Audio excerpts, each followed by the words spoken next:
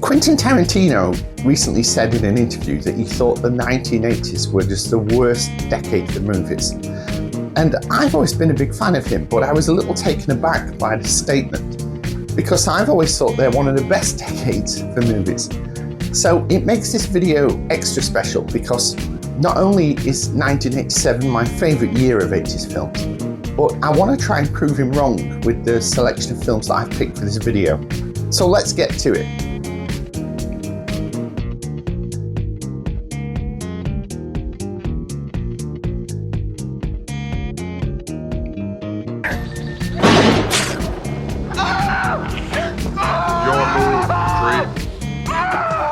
So let's go, 1987. I've said all along when I started this series of videos about the 1980s that 87 for me is like the pinnacle of that decade, and the movies released that year were extra special.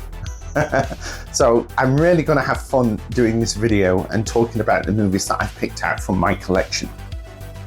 But before I get into the main list, there's just a couple of bonus movies that I want to quickly mention that were made in 1987. And these are sort of bonus movies because I've already done deep dives about these two films. So if you want to learn more about them, then please do check out my two videos. The first one is With Nail and I with Richard E. Grant, directed by Bruce Robinson. This is just such a hilarious sort of character piece. That's very dialogue heavy, but it's the dialogue and the interaction between the two main characters that just make this movie so special. And the video that I uploaded for With Nail and I was taken down by YouTube because I was very heavy-handed with the use of clips because it's a very, very easy movie to keep referencing in clips and things. And I had to edit that video. And the resulting video wasn't as good as the one I originally did. But if you've not seen With Nail and I, then please check out my video. I'll put a link up and give that film a watch if that video piques your interest, because it's just absolutely brilliant for a comedy. And the second bonus movie I want to quickly mention is Rita Sue and Bob 2. And again, this is a film that I kind of grew up with, and it's a movie that would never get made in the 21st century, for reasons that will become clear when you watch that film. But I kind of talk about that a little bit in my video that I did on Rita Sue and Bob 2. So if you want to check that out, just have a look there. And it's interesting that that particular video is one of the more successful videos I've ever done on this channel in terms of views. So do check that out if you're interested in that film. But let's get into the main list. So I have got 12 movies that I've picked out from my collection to talk about. And I would recommend each and every one of these. And the interesting thing is that they span quite a lot of genres. I think we have about 3 horror movies. We have a war movie. We have some science fiction and action and even comedy thrown in there. So there's something for everyone in this list. And the first movie I want to talk about is a kind of horror thriller, which was directed by Alan Parker, and it's called Angel Heart. And this stars Mickey Rourke. And I've said before that Mickey Rourke was always one of my favorite actors throughout the 80s. And he kind of went off the rails a little bit as he got older. But I've got a huge amount of respect for him because I always think he was a very, very powerful actor with a great screen presence. And in this movie, he plays a private detective. I'm just a guy who's paid to snoop around. That gets hired by a very unusual client played by Robert De Niro. And he asks him to try and find the whereabouts of a singer called Johnny Favorite. My interest in Johnny is only in finding out if he's alive or if he's dead. Because this singer signed a contract with Robert De Niro and he needs to track him down to make good on this contract. And that is the basis for this movie. And it's just Mickey Rourke's investigation into trying to find out what happened to this singer and where he is. And when I first saw this film, it had a huge impact on me, to the point that I had to buy the novel that it was based on. And the book is called Falling Angel by the writer William Bjortsberg. And it's many years since I've read that book, But when I was thinking about what films I was going to pick for this video, I dug the book out from my collection. And I'm in the process of rereading it and having a great time. So yes, this is a very dark, very atmospheric and beautifully shot movie. And I think this was the first Alan Parker movie that I ever saw, because I didn't see Pink Floyd The Wall or Fame at that point. And I think he did a movie called Birdie, I think it was called. And I hadn't seen that either. So I was very much a newbie to Alan Parker movies. But my God, this was a real one to get me in line with his work, so to speak. And I certainly did catch up with his other movies after I saw this. So we're off to a strong start, because this is a great movie, and I have it on 4K. It was one of those that when it first came out on 4K, I pre-ordered it because I just wanted to get the best version of it that I possibly could. So the next movie number 2, is the first of a franchise. As some might say, me included, that this is the best one of that franchise. But it's Richard Donner's action movie Lethal Weapon, starring Mel Gibson. And up to this point, Mel Gibson was more famous for playing Mad Max in Australia. And he was a bit of a jobbing actor. He'd done some other kind of indie movies before this. But this was the film that put him on the world stage and made him very big in America.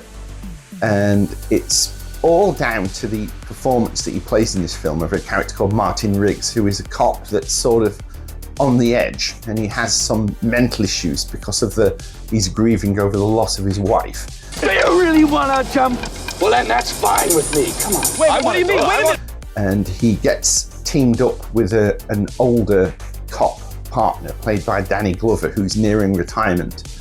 And we end up having a fantastic chemistry between the two of them. And it's a really great action comedy. But it's a comedy, but it doesn't cut back on the violence. It's quite a hard-edged action comedy. And I love it all the more for that. And it's just a great film. And these have recently, the first one has recently been given a 4K release, but I have the Lethal Weapon box set that has the 4 movies all together. And it's worth noting that the version of Lethal Weapon in this box set is the extended version that has extra scenes that, if you grew up with this movie throughout the VHS era, it will take you by surprise, because some scenes will appear that you're not used to. And that was lovely when I first watched it. So yeah, that's my second choice. Great film. Richard Donner went on to direct the other 3. And the other 3 films are good for action comedies. They're all really, really good, but the first one is still the best one. And for that reason, I had to include it on this list. I think it's a great film.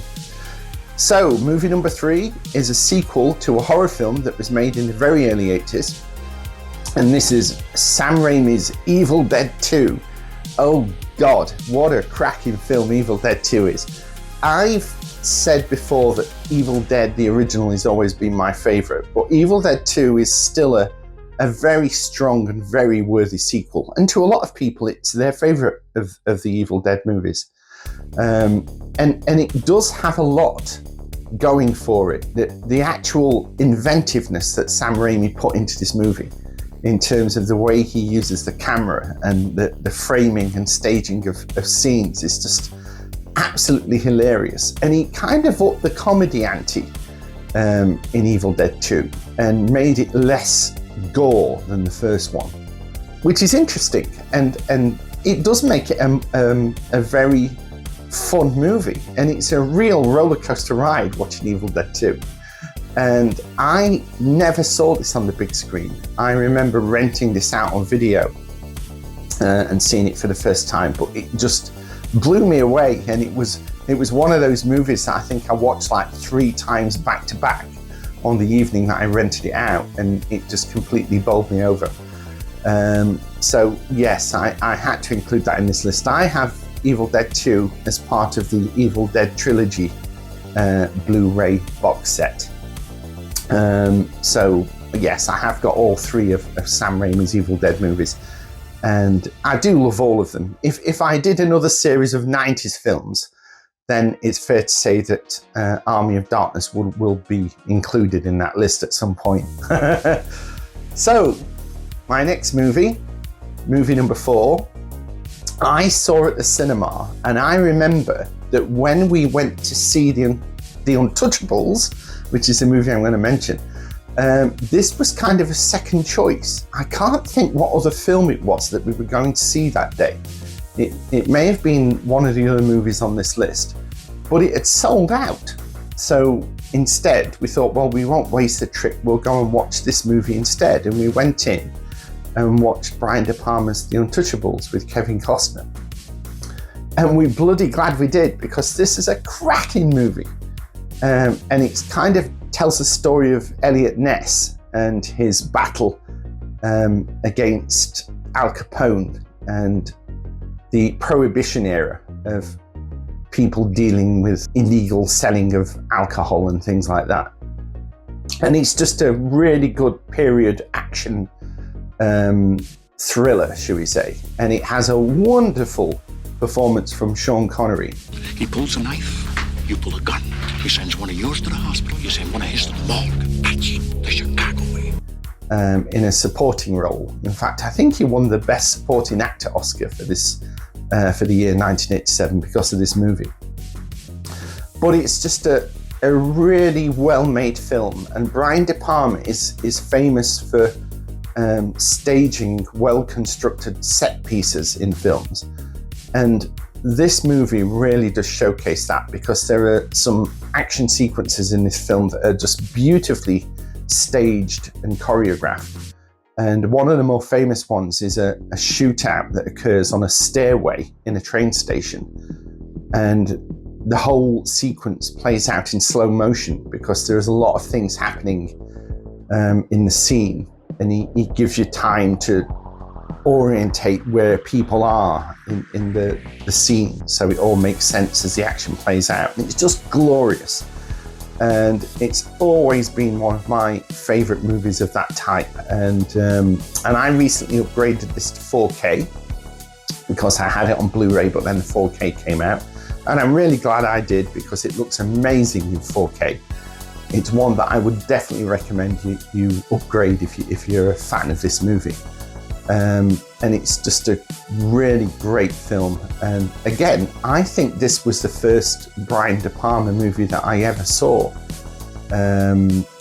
So I certainly caught up with his earlier works like Carrion, Dressed to Kill and things like that after I watched this movie. So yeah, really, really recommended. Now, we're now on film number 5. As I said in a previous video, I've got them written down on a little list stuck on my phone. It's hard enough doing these videos in one take, but to remember the films that I'm talking about without writing them down would be impossible. But my next film I did see at the cinema, and it's a bloody excellent science fiction action movie starring Arnold Schwarzenegger, and you all know what I'm going to say, but it's Predator. And this is just one of the real highlights of the 80s for me. I have very vivid memories of watching this at the cinema. And when I think of Predator, I always pair it up with another movie that came out in that same year, which I'm going to talk about very shortly. Because I saw them both very close to each other. They kind of came out very close together. And as a double whammy, it was glorious. But Predator is just such a great action film for many reasons. It has a great monster in the actual Predator. And it was, I seem to remember that back in the 80s, obviously we didn't have the internet. And getting information on a new movie was all done through magazines. And the bits that I'd read about this film, they'd very cleverly hidden what the Predator looked like from the public. So in order to find that out, you had to go and see the movie. And it was a great reveal at the end when the Predator takes his helmet off and you get to see his face for the first time. It's a wonderful design that I've since learned was inspired by something that James Cameron said. And he suggested, why don't you give the creature mandibles, like to give it a unique look. But the whole film plays out in a jungle where Arnold Schwarzenegger is in charge of a small group of elite soldiers that go in to rescue some prisoners. And it's while they're in the jungle, they get set upon by this alien creature that has the ability to cloak so it can become invisible. And one by one, the creature starts to pick off this team of elite soldiers. And things get more desperate as they try and find out a way to kill this creature. If it bleeds, we can kill it. And what I love about Predator is that it's all filmed on location. There's no stages that were built. It was all done in real locations.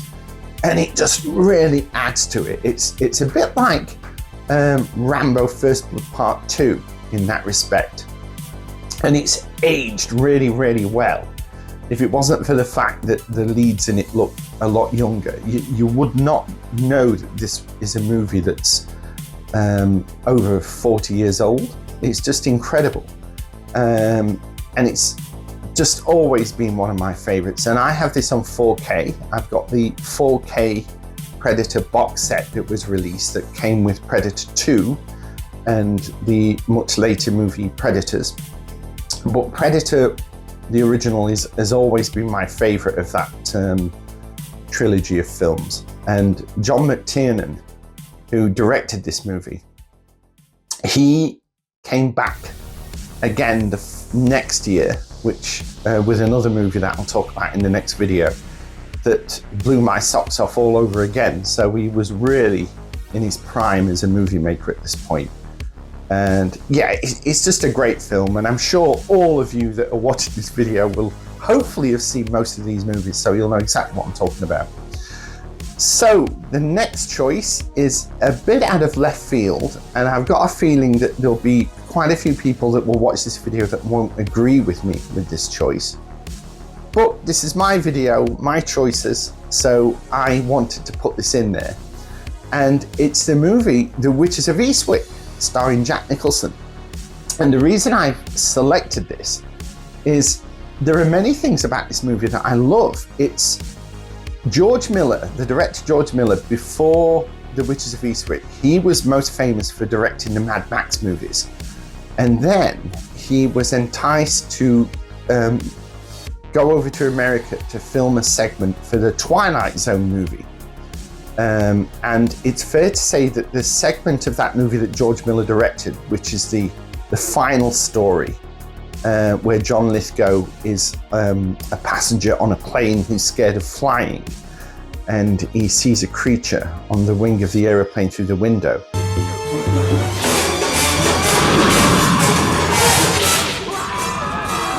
It's fair to say that that story is the best part of that movie. And he just knocked it out of the park. It was fantastic. And he then did The Witches of Eastwick, which was his first full motion picture made in America. And he had a really hard time making this movie, to the point where he said in interviews that he very nearly considered quitting filmmaking after finishing this picture, because it put so much strain on him. And I'm very glad that he didn't, because he's still working to this day. And the two Mad Max movies that he's recently done are some of my all-time favorite movies. They're just amazing. Well, The Witches of Eastwick is very much a firm favorite of mine due to Jack Nicholson's performance. Just your average horny little devil. And Jack Nicholson was one of my favorite actors growing up, and he still is. Obviously, he's retired now. He doesn't make movies anymore. But he had a strong body of work at this point, and some of his standout films, up to me seeing The Witches of Eastwick, were obviously The Shining, Chinatown, Five Easy Pieces, and One Flew Over the Cuckoo's Nest. And they were all movies that I'd already seen as a 17-year-old. And then I got to see The Witches of Eastwick, and I just love his performance in this movie, because much like The Shining, it's very much over the top. And when he goes sliding across the bed in his pajamas as the devil, I mean, that's just a beautiful scene. That's just wonderful. And that's something that Jack Nicholson just excels at doing. And sure enough, he will be appearing again before we get to the end of this series of videos. But yes, there's a lot to like about The Witches of Eastwick, and the witches are played by Susan Sarandon, Cher and Michelle Pfeiffer, all equally gorgeous in their own way. And it's just where they live in a small town and Jack Nicholson turns up as this tall, dark and handsome stranger that these three witches immediately are drawn to, should we say. And they begin to form a bond with Jack Nicholson, and they also start to learn that he has a bit of a dark, evil side. And we as an audience learn that he's actually the devil that's come into the town to seduce these three women. So as we get to the end of the movie, the women draw together and use their powers of black magic to fight him. And it's just a great film, and I love this so much. And this is another movie that made me want to buy the book that it was based on. And I did have that book, but at some point in the following years, I've lost that book. I don't know what happened to it, whether I loaned it out to somebody and I never got it back. But I'm very sad about that, because I tried rebuying it recently and I found it a very difficult book to source. But it's a really great movie, and I was really happy when I got it on Blu-ray, because for a while there it was one of those movies that hadn't got a physical release on Blu-ray, and it was difficult to get hold of. And I hope that one day it does get a 4K release, although I doubt it. So the next movie on my list is from one of the greatest film directors of all time, who unfortunately, as he got nearer to the end of his career, the gap between his films got bigger and bigger. And in 1980, he released The Shining. And it wasn't until a good 7 years later that he released his next movie, which is, of course, Full Metal Jacket. And I didn't see this at the cinema. The first time I watched this was on a VHS rental. And I remember very much what a lot of the critics said at the time, in that it is a movie of two halves by design. The first half of the movie charts new recruits going through the training process on Paris Island as they prepare to go into battle. And it is the best part of the movie. And we have the drill sergeant played by R. Lee Ermey, who was a drill sergeant in real life. And I think he was, he came on board the movie as a consultant. But when Kubrick saw him do his thing, he realized that he may as well put him in front of the camera and just let him go. And he is fantastic in this film. Cowboy! Sir, yes, sir! On 300, infantry. And the second half is where the newly trained soldiers actually go into the war and take part in a battle. And yeah, a lot of people say the second half isn't as good as the first half. But having recently rewatched this movie, I'm beginning to think the whole movie, both parts, are just fantastic. And it is, as you'd expect from Kubrick, it's a meticulously made movie with some fantastic sequences in it. And I have this on 4K, because how can you not? It's Stanley Kubrick, they're all classics.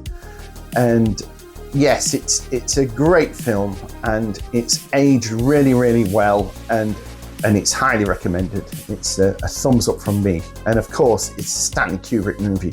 I'm going to include it in this list. But luckily, the movie has merit, and it's worth putting on this list. So, the next film is possibly my favorite movie of 1987. And this came out, I'm sure, around the same time as Predator. And seeing this and Predator together in such close proximity to one another was a movie experience that will probably never be matched again, unfortunately. But the film is RoboCop, directed by Paul Verhoeven. Of course, I'm going to put RoboCop in this list when you talk about movies from 1987. Thank you for your cooperation. Good night. What a great movie. So I'm going to have to edit myself there. But it is. I love science fiction and I love my action movies. And this film combines both of them in such a bravura way. And the thing with Paul Verhoeven, who I think is a Danish filmmaker, this was his first American movie, is he likes his violence. And if you get to watch the director's cut version of his film, which I think is now the widely available version. So if you own this film as the Arrow release, like that I have, or you have the 4K version, it's the director's cut version that features in it. And it includes some more graphic violence, and some of it is over the top, but I find in a very grand way. I don't find it off-putting at all, but it's such a well constructed and tight movie, much like what I said about Back to the Future. RoboCop doesn't really have any fat. It's all, every scene is there to tell the next part of the story. There's no wastage in this movie, and all of the players in it are great. And Peter Weller as Frank Murphy, the cop that gets effectively killed in action, but they manage to get parts of his body that are still surviving and working, and they build him into this RoboCop machine that's the future of law enforcement, as it says in the movie. And it's just a great film. And what's quaint about it is it's obviously before CGI, so it has some wonderful visual effects sequences using Phil Tippett's Go Motion technique for the ED-209 robot that RoboCop faces off at one point in the movie. And very, very good kind of makeup effects by the superb Rob Bottin, who was most famous for doing all of the makeup in movies like The Thing and The Howling. And it's just a great film, and I love it so much. And I have RoboCop on, as I say, the Arrow release that was released a while ago. That's a very good Blu-ray. Again, as you'd expect from Arrow, it has a ton of extras. And then I also have RoboCop 2 on Blu-ray as well, which we'll get into in another video if I do a series of films about the 90s. But yeah, I highly recommend RoboCop. It's just so much fun. And I've watched it, oh my God, it must be nearly 100 times over the years. And I still enjoy it. It's still a film that warms my heart in a weird way and takes me back to that time when I was a teenager, and movies were just an event, and it was just so exciting. And I think that's why I love 80s movies, you know. I think as I get older, I'm getting more nostalgic and I'm looking back more than I look forward. And I just find that revisiting all these films that I really enjoyed when I was younger just makes me feel good. And surely that's one of the reasons we watch movies, is to have a great time and to escape from the horrible world that we all live in. Right, so, we're on a roll. The next movie is James Bond. I am a massive James Bond fan. I love James Bond, and I've done quite a few videos on my channel talking about various aspects of James Bond. And I do have a favourite Bond movie. And my favourite Bond movie is this movie. And it's The Living Daylights. And this was the first Bond movie starring Timothy Dalton. And at the time, the movie previous to this was A View to a Kill, which was Roger Moore's last movie. And some might say that Roger Moore was already too old and he shouldn't really have done A View to a Kill. But I like A View to a Kill. And it nearly made the cut for my video about 1985. But I knew I'd be talking about The Living Daylights. So I kind of let this one take its place and just have this as the next Bond movie that I talked about in this series. But I was very excited for this movie when it first came out. And I saw it at the cinema 3 times because, as I've said before, I could get into the cinema for free when I was a kid because my aunt ran the local cinema. But I limited myself to 3 visits if I really liked a film, because I could have kept going loads of times, but I didn't want to kind of abuse the privilege. And I loved The Living Daylights, and I still do. And I've collected a little bit of memorabilia about this film over the years. The most important one that I have is that when this movie came out on VHS in the early part of 1988, I was so desperate to watch this movie again and to just own it so I could watch it as many times as I wanted, that I made the very brave and some might say silly decision to buy an actual rental copy from new, because at that time videos to buy were just starting to take off, and this was a movie that wasn't released to purchase on the same day as rental. So if I wanted to buy it, I had to pay big money for it. And I paid £80 for this back in 1988.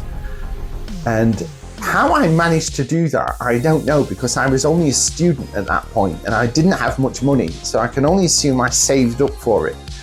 But it meant that much to me. I think that shows how much I love this movie. And even though I don't have a video recorder, I still have this on VHS. I couldn't part with it. So I've still got the big rental box version of it that I bought all those years ago.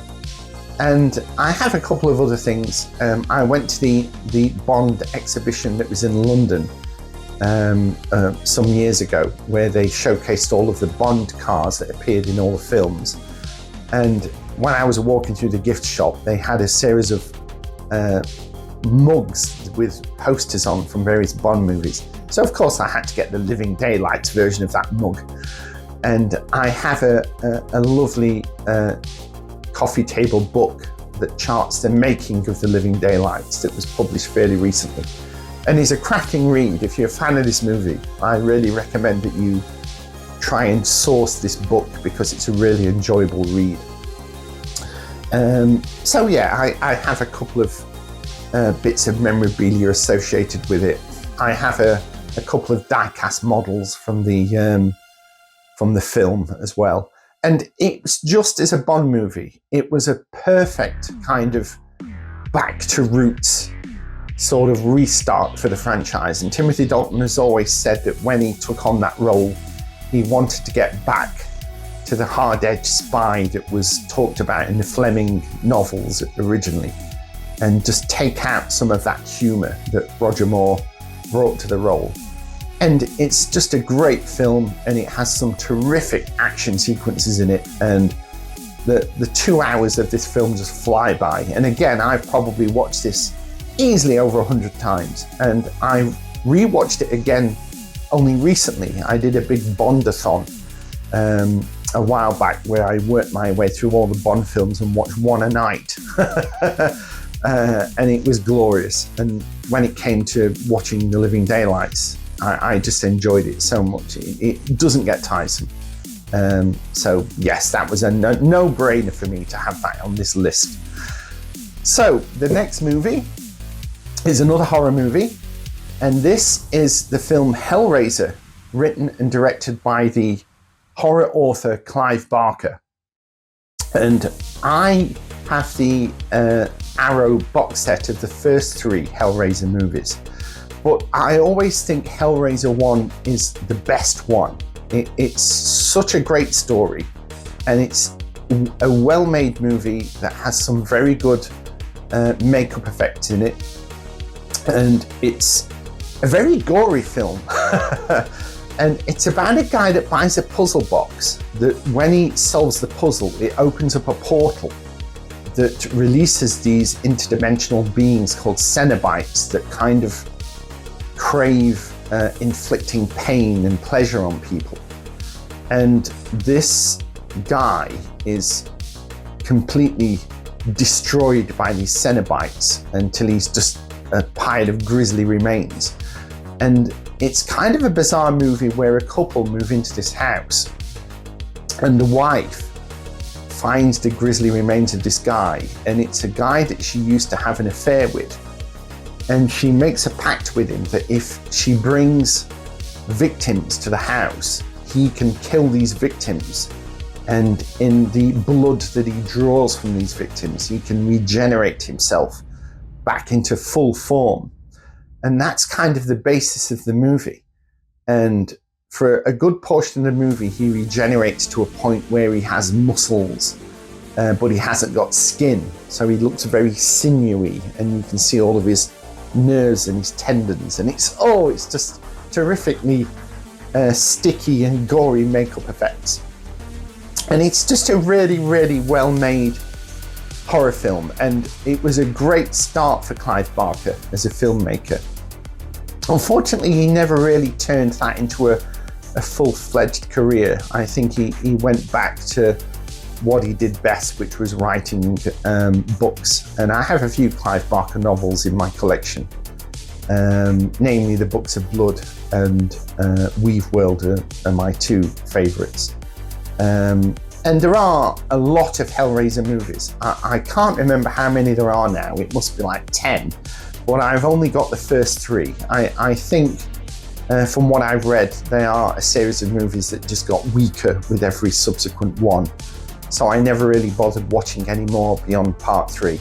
If there were later Hellraiser movies that are worth a watch, please let me know in the comments, and I'll be sure to check them out. But yeah, it's a great little piece of British horror. And in fact, looking at this list, I may be wrong, but I think this is the only fully funded British movie on this list, which is very, very sad. But that shows the state of the British film industry at that point in the 80s. I tell a lie, the 2 movies that I mentioned right at the beginning as bonus movies are British movies. But in terms of the 12 that I've picked, this is probably the only British movie that wasn't made with American money. Right, so we're now on to, I'm looking at my little list. What is the next one? Yeah. So we're now on movie 11, so we're getting near the end now.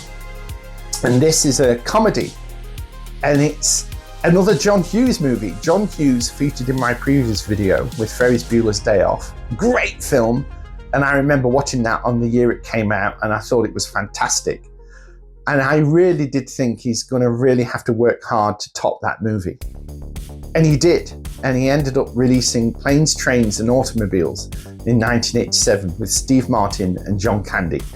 And this is one of my favorite comedies of all time. I'd say it's in my top 3, probably along with things like Blazing Saddles and the original Airplane. It's just a great, fun road movie. And the 2 performances from the 2 lead actors are just sublime, and the way they bounce off each other. John Candy, bless his heart, he was always lovable and had great screen presence. And the character that he plays in this, the schlubby shower ring salesman, is just absolutely lovable. And some of the situations that John Hughes thinks up in this movie as they try and find their way home, because the plane that they're catching to get from New York to Chicago is delayed due to severe weather. And so they end up having to land in Kansas, and they have to make their way home through using various other means of transport. And so they get on a train, and the train breaks down, and then they have to use a bus, and then they rent a car. And it's just the things that go wrong along the way that just make this such a glorious film. And I have this on Blu-ray. I think it recently got a 4K release, but from what I read in the reviews, the 4K didn't really hold up that much. It didn't increase the quality to a significant degree. So I thought, well, I'll just keep the Blu-ray copy that I have. But in retrospect, I think this is John Hughes's most successful movie in terms of a comedy that has a great structure to it and just has so much rewatchability. And it's a very, very funny movie, and I love it so much. So my last film for 1987 is Oliver Stone's Wall Street, starring Charlie Sheen and Michael Douglas. And this got a lot of attention back in the day when it was released because of Michael Douglas's character Gordon Gekko and the sort of ruthless businessman that he plays in this movie. Lunches for wimps, I think, is one of the catchphrases that came out of this movie. And it was an interesting second movie for Oliver Stone's directorial pantheon. He did Platoon the year previously, and then he went from the war of the jungle to the war of the city, should we say. And it's all to do with stock trading and insider information. And I love this film. I've always enjoyed Wall Street, and it's very 80s. But the thing is, it just felt so 80s even when it was first released. And Michael Douglas carries this film. I think Charlie Sheen is the main star, but Michael Douglas is like the cherry on the cake with this movie. And it's hard to imagine that this movie would have made this list if Michael Douglas wasn't in it. And the other thing I really love about Wall Street is the score by the Police drummer Stuart Copeland. He did a few film scores throughout the 80s and 90s, and this is a really good one. And it always stands out in my mind when I think of Wall Street, is his film score. But it's just a very good drama and a really interesting story. And if you haven't seen Wall Street, I would definitely recommend you watch it, because I think it will take you by surprise. And it's one of those movies that just zips by. Oliver Stone really had a knack for making fast-moving pictures. He's much like Martin Scorsese in that regard. He can really get your attention and hold it for a few hours. And yeah, he really did well with this movie. And he'll certainly be appearing again as a filmmaker before we get to the end of this series of videos. So there we are. That is 12 movies, or 14 if you count the 2 bonus ones at the beginning, that I hope showcase the wonderful year that was 1987 in cinema. And again, I hark back to what I said right at the beginning of this video, and Quentin Tarantino saying that the 80s were just a poor decade for movies. Well, I'm now 8 videos into this series of videos about the 1980s, and I haven't added them all up, but I've showcased a lot of movies up to this point. And I'd be very hard pressed if anyone could agree with Quentin Tarantino, if they even look at a small fraction of some of the movies that I've talked about. But we're not at the end yet. We still have 2 more years to go. So if you're enjoying these series of videos and you want to see what I pick for 1988, then please give me a thumbs up and maybe consider hitting that subscribe button. And soon I will be releasing the next video in this series. So I hope you enjoyed that. I hope this video hasn't gone on too long for you. And I'll see you very, very soon, guys. So take care of yourselves, and bye for now.